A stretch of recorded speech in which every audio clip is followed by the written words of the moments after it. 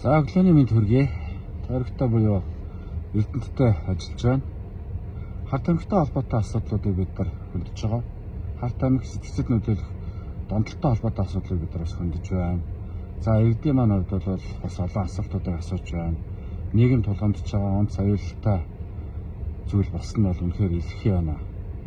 Дээрээс нь электрон тамхитай холбоотой асуудал бол хүмүүс маш нухацтай гэдэг юм уу? Ялангуяа электрон тамхиг хориглоод өгөөч гэдэг саналыг бол маш их тавьж байна. Манай номын гишүүний санаачилсан хууль явж байгаа. Энэ бол хаврын чуулганд батлагдах ёстой. За энэ архитектуртай холбоотой асуудал дээр бүр архийг хориод өгөөч, үйлдвэрүүдийн дотроо дараад өгөөч гэдэг бүр иргэдийн хүсэл бол маш өндөр байна.